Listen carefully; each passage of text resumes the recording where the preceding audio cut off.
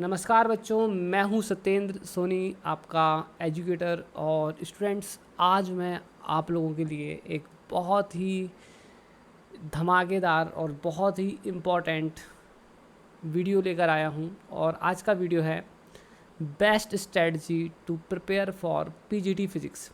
जितने भी हमारे एमएससी फिज़िक्स स्टूडेंट्स हैं जिन्होंने बीएड किया है, ठीक है, वो लोग पीजीटी फिज़िक्स का एग्ज़ाम दे सकते हैं। और आप में से बहुत सारे बच्चों ने फॉर्म भी भरा होगा। फ़िलहाल में बिहार में, मध्य प्रदेश में, ठीक है, और अन्य स्टेट्स में भी पीजीटी का, ठीक है, एग्ज़ाम होने वाला है। जैसे ईएमआरएस का एग्ज़ाम हो रहा है, ठीक है, केवीएस का भी कुछ ही दिन पहले हुआ है। तो बात यहाँ पर है कि कैसे तैयारी करें। देखो बच्चों, तैयारी तो सभी करते हैं, पढ़ाई भी सभी करते हैं, मगर सिलेक्शन कम लोगों का होता है ना। सिलेक्शन सभी का नहीं होता है ना, सबका सिलेक्शन नहीं होता है, ठीक है। तो तैयारी करने का सही तरीका क्या है कि आप भीड़ से अलग हो जाएं, है ना, भीड़ से अलग हो जाएं। देखो, फॉर्म भरा 1 लाख लोगों ने, पोस्ट हैं 1000, तो सबका सिलेक्शन तो नहीं होगा, ठीक है। तो कैसे तैयारी करें कि आपसे जो एग्ज़ाम का क्वेश्चन पेपर है वो अच्छे से आप सॉल्व कर पाओ, उसमें ज़्यादा नंबर आएँ और आपका सिलेक्शन हो जाए। तैयारी का सही तरीका क्या है वो आज हम आपको बताने वाले हैं, ठीक है। बहुत सारे बच्चे पढ़ते हैं, बहुत दिनों से पढ़ रहे हैं, बट उनका कहीं सिलेक्शन नहीं हो रहा है, ठीक है। तो फिज़िक्स पढ़ने का सही तरीका क्या है, एग्ज़ाम की तैयारी कैसे करने हैं, चलो स्टार्ट करते हैं, ठीक है। बच्चों, वीडियो अगर आपको पसंद आता है तो इसको लाइक और शेयर करना मत भूलना। और अगर आपको ये वीडियो पसंद आता है तो सब्सक्राइब करना भी बिल्कुल मत भूलना, ठीक है। चलो तो स्टार्ट करते हैं बच्चों, ठीक है। देखो, आप एक फिज़िक्स के स्टूडेंट हो, ठीक है, और फिज़िक्स पढ़ने का तरीका थोड़ा सा अलग होता है, ठीक है। आप भी जानते हो, जो बच्चे फिज़िक्स सब्जेक्ट जिन्होंने लिया है उन्हें मालूम है कि फ़िज़िक्स सब्जेक्ट कैसा होता है, ठीक है। ये हिस्ट्री नहीं है, ठीक है, it is not Sanskrit, it is not Hindi English, है ना, it is bit different, it's not chemistry, it's not bio, it's bit different from this, ठीक है। तो अब हम बात करेंगे कि फ़िज़िक्स एग्ज़ाम को क्वालिफाई से, अगर आपको पीजीटी फ़िज़िक्स क्वालिफाई करना है ना, तो आप कैसे तैयारी करेंगे। देखो बच्चों, सबसे पहले मैं आपको बता दूं कि एक जनरल पैटर्न है क्या। देखो, लगभग जो है 100 क्वेश्चन आते हैं, ठीक है। मैं आपको एक नॉर्मल पैटर्न बता रहा हूँ और इन्हें करना होता है 120 मिनट के अंदर। मतलब एक कैंडिडेट को एक क्वेश्चन पर कितना टाइम मिलता है, एक कैंडिडेट को एक क्वेश्चन पर मिलता है लगभग 1 मिनट का टाइम, ठीक है। ये सबसे इम्पॉर्टेंट चीज़ है अगर आप पीजीटी फिजिक्स की तैयारी कर रहे हो, है ना, किसी भी स्टेट में सेंट्रल लेवल की। ये बात आपको ध्यान रखनी होगी कि आपका जो क्वेश्चन होता है उसके लिए आपके पास लगभग 1 मिनट का टाइम होता है, ठीक है। ये पहली चीज़ है। दूसरी चीज़ आपको जो जाननी है वो ये जाननी है, ठीक है, कि फिज़िक्स का जो पेपर होता है पीजीटी लेवल में, इसमें 2 टाइप से क्वेश्चन आते हैं। 20% क्वेश्चन जो होते हैं वो मेमोरी बेस्ड होते हैं, मतलब उसमें आपको ज़्यादा कुछ करना नहीं होता है, रीड करो और आंसर दो। 80% क्वेश्चन जो होते हैं वो सॉल्व करने वाले होते हैं, है ना। तो अगर आप सोचते हो कि सारे मेमोरी बेस्ड क्वेश्चन पढ़कर चले जाओ तो सेलेक्ट हो जाओ, तो ऐसा कुछ नहीं है, ठीक है। हाँ, आप सोचो कि हम सारे सॉल्व करने वाले क्वेश्चन कर लेंगे तो भी नहीं होगा। दोनों टाइप के क्वेश्चन आपको करने होते हैं। हालांकि जिन लोगों से सॉल्व करने वाले क्वेश्चन बनते हैं वो तो मेमोरी बेस्ड क्वेश्चन कर ही लेंगे, ठीक है, उसमें तो कोई दो बात है नहीं, है ना। अब स्टूडेंट्स, नेक्स्ट होता है कि सब्जेक्ट्स। तो आपको जितने सब्जेक्ट्स होते हैं ना, सभी सब्जेक्ट्स कवर करने हैं, ठीक है। चलो अब मैं आपको बताता हूँ कि तैयारी करनी कैसे। बच्चों देखो, तैयारी करने के लिए सबसे पहला इंपॉर्टेंट होता है, मैंने कुछ पॉइंट्स लिख रखे हैं, ठीक है, ये मेरे पास कागज़ है, ठीक है, मैंने लिख रखे हैं और इसके अकॉर्डिंग मैं आपको बताने वाला हूँ, ठीक है। तो सबसे पहला पॉइंट है, ठीक है, जो आपको समझना है वो कहलाता है, वो है जो मैंने रिसर्च की है तो उसके अकॉर्डिंग मैं आपको बता रहा हूँ, ठीक है। सबसे पहला पॉइंट है वो है टाइम वेस्टेज पर क्वेश्चन, ठीक है, टाइम वेस्टेज पर क्वेश्चन। अब आप बोलोगे सर ये कौन सा पॉइंट आपने बना लिया है ना, सुनो समझ में आएगा सब। देखो क्या होता है कि जब आपके सामने 100 क्वेश्चन होते हैं, 1 2 ऐसे, तो आप एक क्वेश्चन में कितना टाइम स्पेंड करते हो, वेस्ट करते हो, ठीक है, मतलब कितना टाइम आपको एडिशनली लग रहा है, उसको हम बोल रहे हैं टाइम वेस्टेज पर क्वेश्चन। एक क्वेश्चन पर आप कितना टाइम वेस्ट कर रहे हो, ठीक है। तो जैसे कि अब मैं आपको बताता हूँ, जैसे एक नॉर्मल स्टूडेंट होता है तो वो क्या करेगा, पहला क्वेश्चन करेगा, फिर दूसरा करेगा, फिर तीसरा करेगा, फिर चौथा करेगा, ऐसे ही करेगा ना, कोई भी स्टूडेंट होगा। तो वो क्या होगा, जैसे पहला क्वेश्चन उसने उठा लिया, तो वो जब पहला क्वेश्चन उठाएगा तो इसमें कितना टाइम वेस्ट किया उसने, 2 मिनट, ठीक है। फिर इस वाले क्वेश्चन में स्पेंड किया, ठीक है, समथिंग से 3 मिनट्स। ये वाला थोड़ा उससे बन रहा था, सो इसने स्पेंड कर लिया, ठीक है, 1 मिनट, ठीक है। फिर ये स्पेंड किया इसने इसमें, ठीक है, 2.5 मिनट्स, ठीक है, ऐसे कर रहा है। अब आप एक चीज़ समझ गए होंगे कि ऐसे अगर ये स्पेंड कर रहा है टाइम, है ना, ये सॉल्व करने वाला क्वेश्चन था, है ना, ये सॉल्व करने वाला क्वेश्चन है, ये सॉल्व करने वाला क्वेश्चन है, ये मेमोरी बेस्ड है, ठीक है। फिर और क्वेश्चन आ रहे हैं जिन्हें उसे सॉल्व करना है, ठीक है, ये सॉल्व करने वाला क्वेश्चन है, ठीक है। मान लो 3 मिनट लग गया इसमें सॉल्व करने वाले क्वेश्चन में, ठीक है। अब स्टूडेंट देखो होता है क्या है कि आप एक चीज़ नोट करो कि एक क्वेश्चन में बच्चा कितना ले रहा है, कभी 2 मिनट, कभी 3 मिनट, कभी 2.5 मिनट, कभी 3 मिनट। तो ये जो चीज़ होती है ना, तो इससे क्या होगा कि वो 100 क्वेश्चन कैसे कर पाएगा, ठीक है। क्योंकि अगर एक क्वेश्चन में उसको एवरेज अगर हम मान के चलते हैं कि 2 से 3 मिनट लेता है, तो उसको पूरा पेपर कंप्लीट करने में लगभग 250 से 300 मिनट्स की ज़रूरत पड़ेगी। इतना टाइम लगेगा एक बच्चे को, ठीक है। तो इतने में तो पेपर हो ही नहीं पाएगा। तो जब पेपर नहीं हो पाएगा तो क्या होगा, वो 50 क्वेश्चंस करेगा और 50 क्वेश्चंस क्या करेगा, डू करेगा, और 50 क्वेश्चंस क्या हो जाएंगे, उसके लीव हो जाएंगे, कर ही नहीं पाएगा, बनते हुए क्वेश्चन भी छूट जाएंगे। मतलब वो उसे उन क्वेश्चन को कर रहा था बट वो छोड़ देगा, छूट जाएंगे। तो ये होता है। तो अपन को सबसे पहले ये समझना है कि टाइम वेस्टेज पर क्वेश्चन जो है वो क्यों होता है और इसको हम एलिमिनेट कैसे करें, इसको अवॉइड कैसे करना है, ठीक है। देखो हमें एक क्वेश्चन को कैसे कितने मिनट में करना है, 1 मिनट के अंदर करना है। और अगर हमने कभी किसी क्वेश्चन को, एक क्वेश्चन को अगर हमने 2 मिनट में किया तो फिर हमें इसकी रिकवरी करनी होती है सेकेंड क्वेश्चन को से 0.5 मिनट के अंदर करने पे। जैसे मेमोरी बेस्ड क्वेश्चन आया तो देखते साथ हो गया, तो उसकी रिकवरी अपन ने कर ली, ठीक है। बट अभी मैं आपको जो चीज़ बताने वाला हूँ वो सुनो।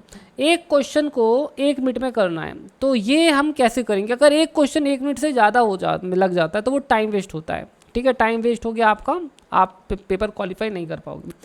तो इसमें क्या रहता है कि आप किसी क्वेश्चन को, आपको सिर्फ क्वेश्चन को सॉल्व करना नहीं है ना, you don't just have to solve, है ना, जस्ट सॉल्व नहीं करना है क्वेश्चन को कि हमसे वो क्वेश्चन सॉल्व करते आता है, ये नहीं चलेगा। हमें स्पीड भी चाहिए और हमें क्या चाहिए, एक्यूरेसी भी चाहिए, ठीक है। ऐसा थोड़ी ना कि सॉल्व कर दिया स्पीड है बट गलत हो गया। हमें चाहिए सॉल्व करना आना चाहिए, स्पीड होनी चाहिए और एक्यूरेसी होनी चाहिए। ये 3 चीज़ों का कॉम्बिनेशन चाहिए, ठीक है, हर क्वेश्चन पर। तो ये कैसे आएगा, देखो बहुत फिजिक्स के अंदर तो बहुत सारे सब्जेक्ट्स हैं, जैसे कि मैकेनिक्स ले लेते हैं। मैकेनिक्स के अंदर काफ़ी सारे चैप्टर्स आते हैं, है ना। जैसे आपका न्यूटन लॉ आता है, ठीक है, जैसे आपका रोटेशनल मोशन होता है, जैसे आपका ग्रेविटेशनल मोशन होता है। तो ऐसे करके काफ़ी सारे चैप्टर्स हैं। जैसे अब मैं बोल लेता हूँ थर्मो डायनामिक्स, ठीक है। तो इसके अंदर भी 3 चैप्टर्स होते हैं, जैसे कि आपका, ठीक है, थर्मोमीट्री, ठीक है, लॉ ऑफ थर्मोडायनेमिक्स, ठीक है, लॉ ऑफ थर्मो, ठीक है, और क्या होता है, ठीक है, हीट ट्रांसफ़र, है ना। तो ऐसे रहते हैं। और भी हो गए, जैसे ऑप्टिक्स हो गया, ठीक है। अब चलो मैं आपको बताता हूँ क्या है। ऑप्टिक्स हो गया, फिर न्यूक्लियर हो गया, ठीक है, फिर इसके बाद आपका हो गया वेव वाले चैप्टर हो गए आपके, ठीक है, फ्लूइड मैकेनिक्स हो गया, ठीक है, फिर आपका इसमें एटसेक्ट्रा चैप्टर आते रहेंगे, ठीक है। अब मैं मतलब इलेक्ट्रॉनिक्स हो गया, चलो ठीक है, लिख लेते हैं। अब देखो बच्चों, अपन को करना क्या होता है, अपन को ये जो सॉल्व करना सीखना है, स्पीड चाहिए और एक्यूरेसी चाहिए। कैसे आती है, देखिए, आप जो पढ़ते हो अच्छे से पढ़ो। देखो, जो पढ़ो अच्छे से पढ़ो, ठीक है, जो पढ़ो अच्छा पढ़ो, जो पढ़ो अच्छा पढ़ो, अच्छा पढ़ो का मतलब है कि आपको, जैसे आप फॉर एग्जांपल हम थर्मो की बात करते हैं, अगर आप थर्मोडायनेमिक्स पढ़ रहे हो तो आप उसके 200 क्वेश्चन लगाओ, है ना। आईआईटी जेईई की बुक्स आती हैं, नीट की बुक्स आती हैं, लगाओ, ठीक है। 200 क्वेश्चन लगाने हैं, इसको आपको डीप में पढ़ना है ना, डीप एंड डिटेल में पढ़ना है। अब होगा क्या, जब आप थर्मो के इतने सारे क्वेश्चंस कर लोगे तो डेफिनेटली सी बात है, जब एग्जाम में आएगा तो आपसे ये बन ही जाएगा, है ना। इतने सारे क्वेश्चन करने से और डीप और डिटेल में करने से क्वेश्चन सॉल्व भी होगा, ठीक है। आपके पास स्पीड भी आ जाएगी, जल्दी सॉल्व भी हो जाएगा, और साथ में क्या होगा, ठीक है, एक्यूरेसी भी रहेगी। वो कब होगा, जब आपने थर्मो को डिटेल में पढ़ा है। जैसे आप अब आपने थर्मो डिटेल में पढ़ लिया, इसी तरह से जब थर्मोडायनेमिक्स हो जाता है तो आप मैकेनिक्स पढ़ लो फिर डिटेल में, ठीक है। तो मैकेनिक्स में भी आपको ऐसे ही करना है, आपको 500 क्वेश्चंस करने हैं, 500 क्वेश्चन, क्योंकि इसमें चैप्टर्स ज़्यादा होते हैं ना, तो आपके 500 क्वेश्चंस कोई बड़े ज़्यादा नहीं है। तो आपको क्या जाएगा, सॉल्व भी होंगे क्वेश्चंस, स्पीड भी आएगी, ठीक है, और एक्यूरेसी भी आएगी। आपको मालूम है सबसे ज़्यादा बच्चे फेल क्यों हो जाते हैं, मतलब क्वालिफाई क्यों नहीं कर पाते हैं? क्योंकि ना, पहली बात, क्योंकि उनकी प्रैक्टिस नहीं होती है, तो वो ना पर क्वेश्चन ज़्यादा टाइम लेते हैं, है ना। जैसे एक उनसे क्वेश्चन हो भी जाएंगे क्योंकि कहीं ना कहीं कोई टीचर है तो उससे बन भी जाएगा, बट एग्ज़ाम में आप क्वालिफाई तभी का हो पाओगे जब आपको पर क्वेश्चन सॉल्व करने में जो सॉल्विंग टाइम है वो कम लगेगा, प्लस एक्यूरेसी रहनी रहेगी, जब, है ना। जब आप सॉल्विंग टाइम आपका कम हो जाए, मतलब कम समय में आप जल्दी सॉल्व कर पाओ, और आपकी जब एक्यूरेसी आपके अंदर डेवलप हो जाएगी, तभी आप पीजीटी एग्जाम में सिलेक्ट होगे, क्वालिफाई होगे, नहीं तो आप नहीं कर पाओगे, क्योंकि आपको अगर पर क्वेश्चन ज़्यादा टाइम लगेगा तो नहीं हो पाएगा। तो पर क्वेश्चन हमको स्पीड भी बनानी है, सॉल्व भी करना आना चाहिए, और एक्यूरेसी भी चाहिए। उसके लिए आपको क्या करना पड़ेगा, हर टॉपिक को डीप और डिटेल में पढ़ना पड़ेगा, ठीक है। ये समझ में आया। तो अब हम तैयारी करेंगे कैसे, देखो अब मैं आपको बताता हूँ। इसमें आपको जब तैयारी करनी है तो आपको ऐसा नहीं है कि पूरे सब्जेक्ट पढ़ने हैं, आपको तैयारी करने के लिए, ठीक है, क्या क्या चीज़ों को चाहिए, चीज़ें चाहिए। एक तो स्टडी मटेरियल चाहिए, ठीक है, जो कि मार्केट में बहुत अवेलेबल है, ठीक है, बुक्स में और ऑनलाइन ऑफलाइन दोनों में अवेलेबल। प्लस आपको चाहिए ढेर सारे मॉक टेस्ट। ये मॉक टेस्ट आपको परचेज़ करने पड़ सकते हैं, फ्री में भी मिलते हैं, मैं फ्री में प्रोवाइड कराता हूँ।